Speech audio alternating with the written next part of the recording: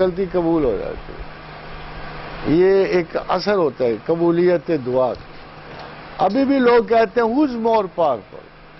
سوال پیدا ہوتا ہے کیا اوباما پاورفل ہے؟ کیا زرداری پاورفل ہے؟ کون پاورفل ہے؟ پاورفل وہ ہے جس نے ان کے زوال کی طلب کی اور زوال آ گیا. پاورفل وہ ہے جس کی دعا جو ہے ایک ثانیے میں دنیا میں فرق ڈال رہی ہے. ان کو تو پتہ بھی نہیں لگے گا کہ کیا ہوا کیا نہیں ہوا. ان کو کیا پتہ لگنا ہے؟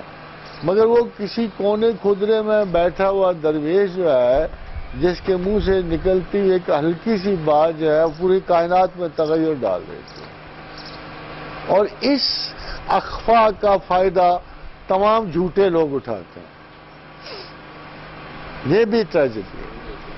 سارے جھوٹے اپنے آپ کو اس مقام قطبیت پہ لاتے ہیں اور پھر دعوے کرتے ہیں اور پھر جھوٹ بولتے ہیں اور ہوتا ہوا تھا کچھ بھی نہیں. یہ سارا اس سے سر ایک اور بھی ہے خیالات میں بھی پکڑ کبھی کبھار ہوتی ہے. یہ خیالات کی یہ ہے شیخ عبد القادر جیلانی یہ تصرف کی باتیں ہیں.